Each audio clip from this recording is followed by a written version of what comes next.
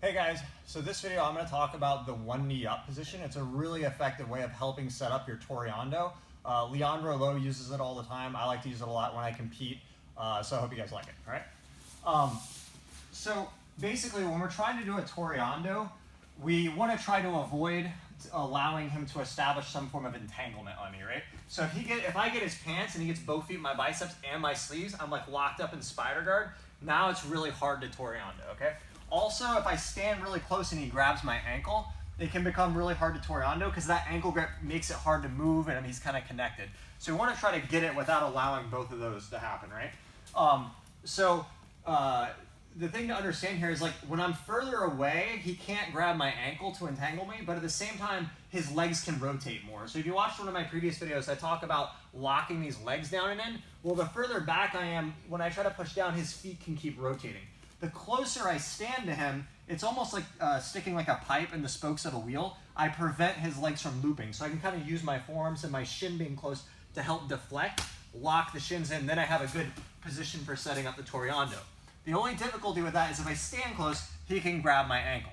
Now I'm okay with killing De La Riva, and sometimes I'll do that. But if I really want to avoid giving either the spider or the De La Riva, I really like to go to this one knee up position.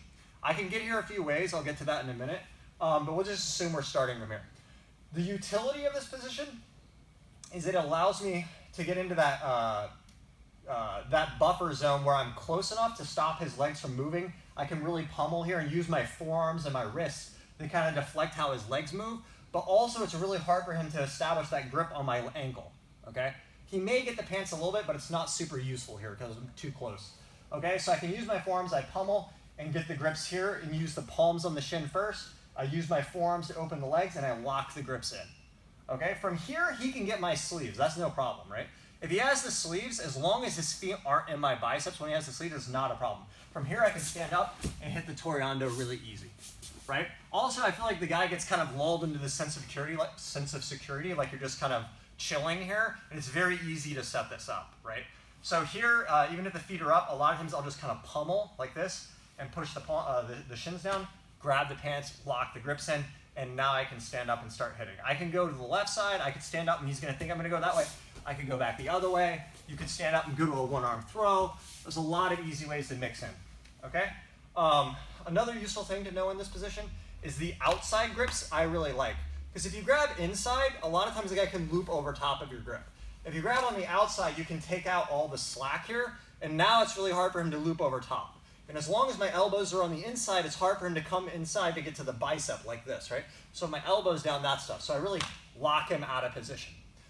From here as well, when I stand up and drive on the Toreando, my elbows are tight, so when I stand, I can go from bent to straight. That's what really creates the explosion on the Toreando. If you try to go straight the whole time and run, you don't have that same pop on the move that makes it look really sharp. In the video I put in the beginning, you can see the strong drive on that Toreando. So from here, pummel, get tight, work in there. Getting to this position, there's a few ways you can do it. One of the most common ways I get to a Toreando is like if you start here and the guy's going crazy in the beginning looking for grips, it can be tricky. One of the main ways is just right off of a pass attempt. So maybe I come in for a knee cut or something, and the guy recomposes. Right when the guy recomposes, come over here. Right when the guy recomposes, you're usually already down. His hands are usually pushing on your body rather than worrying about your grips. So it's very easy to come into this position naturally right after a pass. If you watch Leandro Lo a lot or see some of my matches, you'll see like right after the pass, you end up here, you get the grips, bang, you hit the pass, okay? If he's turned on his hip to the side like this, I can control here. When I stand, I want to focus not on driving into him, but turning his hip away, like that. High posture, knee drops in, and I finish. Okay? Another way is just if I'm here and his legs are moving a lot and I just get too frustrated with it and I don't want to step too close to give the ankle, is I'll just drop to one knee up from here. And then I pummel, control the shins, get the pants, and he doesn't know which way I'm going to go. I can stand up left, right, one arm throw, boom, boom, or I can stand up, start entering for a knee cut here, pass, however, okay?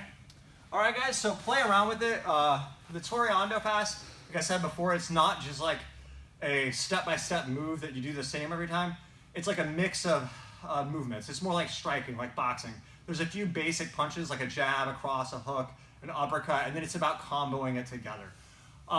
As always, if you guys like this stuff, please like, subscribe, share, and let me know what you guys want me to cover next on the Toreando series. I was either going to go more in depth on how to deal with a guy turned on his hip, or maybe cover some combos, or maybe if you guys have some other questions, let me know. All right, guys, thanks a lot.